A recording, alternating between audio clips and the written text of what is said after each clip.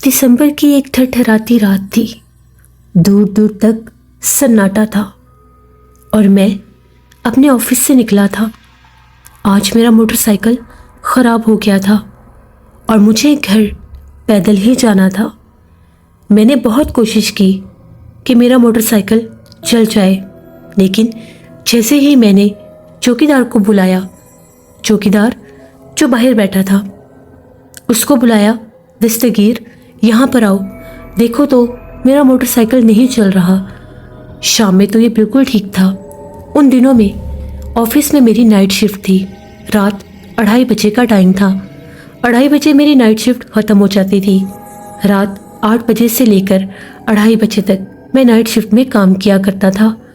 जैसे ही उसने आकर मेरा मोटरसाइकिल देखा, उसने ये कहा कि साहब, मुझे तो कोई समझ नहीं, मैं मैकेनिक नहीं हूँ। अगर मुझे पता होता तो मैं आपकी मदद ज़रूर कर देता। अभी आपको अपनी मदद खुद ही करनी होगी। मैंने उसे कहा कि ठीक है, इसको यहीं पर खड़ा रहने दो। सुबह मैं अपने साथ एक मैकेनिक को लेकर आऊँगा और उसको दिखाऊँगा कि आखिर मोटरसाइकिल में मसला क्या है। अब तुम ऑफिस बंद कर दो, मैं जा रहा हूँ।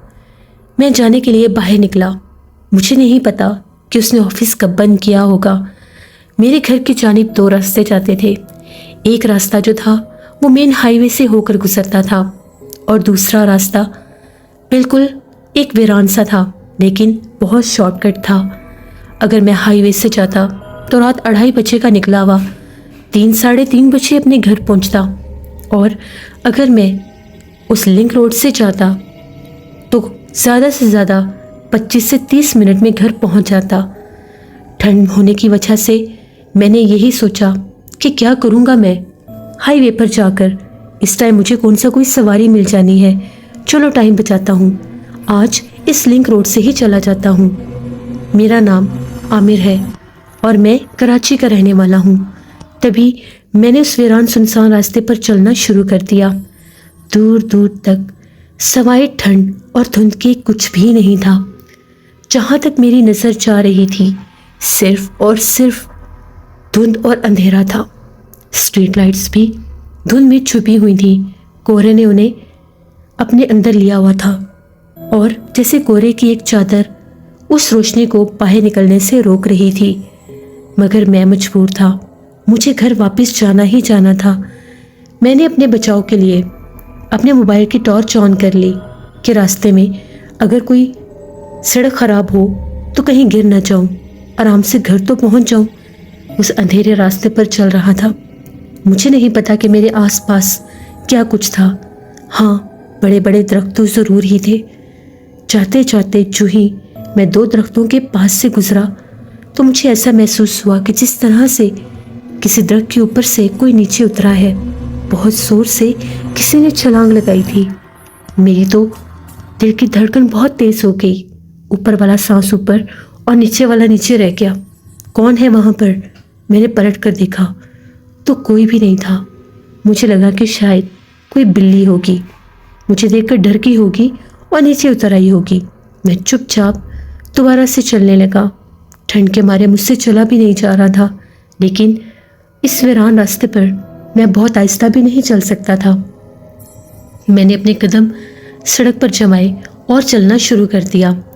तभी मुझे ऐसा लगा कि मेरे अलावा भी कोई चल रहा है। उन खुश्क पत्तों के ऊपर भी मुझे कदमों की आवाज़ सुनाई दे रही थी। मेरी साइड वाली जो सड़क थी, यानी सड़क का वो हिस्सा जहाँ पर वो दरख्त थे, वहाँ बहुत से सूखे पत्ते बिखरे हुए थे। उनके ऊपर कोई और भी चल रहा था। 2 बार पीछे पलट कर देखा, कोई नजर नहीं आया। मैं रुकता था तो वो रुक जाता था, मैं चलता था तो वो चल जाता था। तभी वो चलते चलते मेरे बहुत करीब आ गया, यहाँ तक कि मेरे कदमों के साथ कदम मिला रहा था। मैं फिर डर गया। मैंने पूछा, आखिर कौन है? कौन है इतनी रात को जो मुझे तंग कर रहा है? देखो, मुझे तंग मत करो, मुझे बहुत ज़्यादा डर लग रहा है। पता नहीं मैं क्या बोले जा रहा था। तभी मुझे एक भयानक सी हंसी सुनाई दी, जिस तरह से कोई मेरा मजाक उड़ा रहा हो। मैं डर गया। वो हंसी की आवाज़ किसी औरत की थी। मुझे तो ऐसा लगा कि शायद یہ جو کوئی بھی ہے مجھے جان سے مار دے گی، یہ تو کوئی چڑیل آفت لگتی ہے۔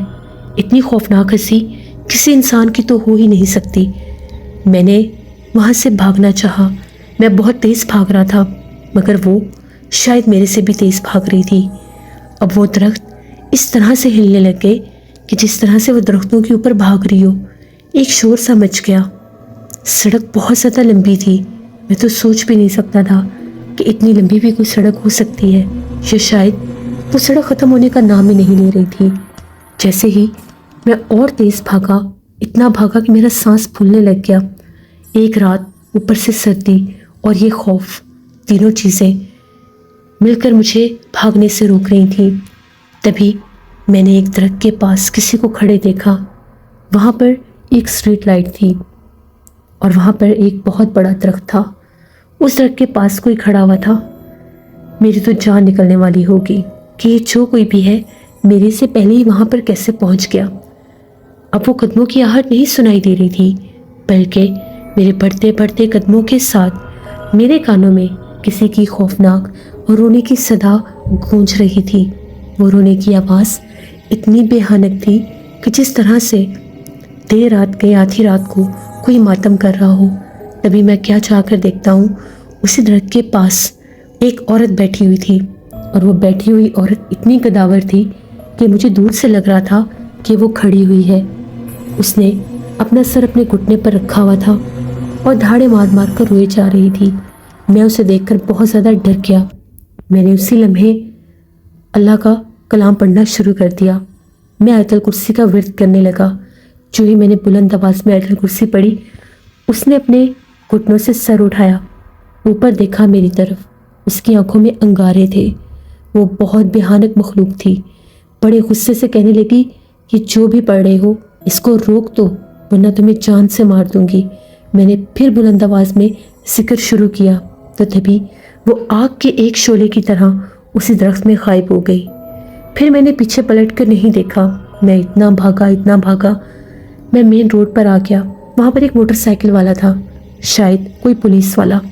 اس نے مجھے بھاگتے دیکھا تو روک لیا اور کہنے لگا کہ کون ہو تم اور کہاں سے بھاگتے ہوئے آ رہے ہو؟